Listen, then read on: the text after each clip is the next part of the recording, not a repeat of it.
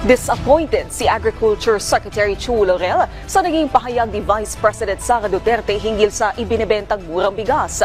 Sa panayam ng PTV sa kalihim, tiniyak niya ang kalidad ang ibebentang 20 pesos sa kada kilo ng bigas.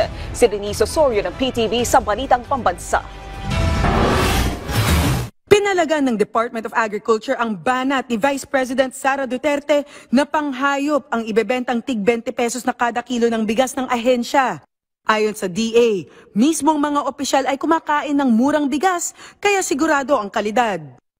We're trying to do our best to do the job that yung aming mandato, and part of it is giving the best quality rice that we can process for the consumers. Kinakain ho namin yan araw-araw dito sa DA to ensure ako mismo araw-araw ay tumitikim ako ng bigas at lahat kami dito, yan ang kinakain namin galing sa NFA. So, it's good. Well-milled rice daw ang kalidad ng NFA rice na nagkakahalaga ng 37 hanggang 54 pesos sa palengke. Galing din daw ito mula sa ani ng mga magsasaka. Hindi na itago ng kalihim ang sama ng kanyang loob sa batikos ng Vice Presidente. Masamahan loob ko doon sa kanyang sinabi at I think I speak with in behalf of the DA family dahil medyo yung mga kasama ko dito medyo na-disappoint din talaga sa statement na panghayop yung ibebenta naming bigas at 20 pesos.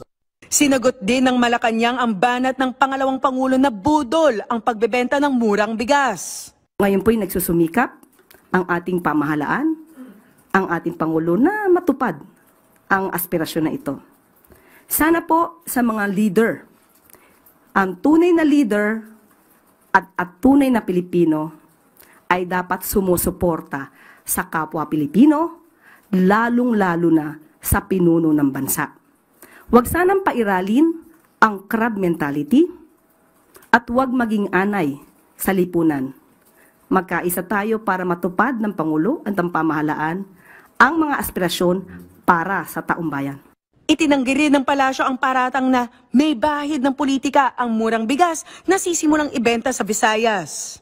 Dapat po, hindi po sila involved. Dapat nga po ang kanilang mga mukha ay hindi makikita sa mga tarpaulin patungkol po dito.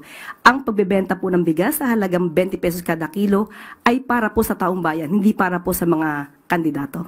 Ayon sa Commission on Elections, humingi ng exemption ang DA sa COMELEC para payagan maibenta ang murang bigas sa kabila ng election period. Hindi naman siguro tumatakbo ang Secretary ng Department of Agriculture o kaya yung mga tauuhan nila sa posisyon. Ngayon po, so basta po sa atin, okay lang po yung gawin. Huwag lang i-present nga ng kandidato during the distribution, aktibidad dyan at proyekto ng DA at saka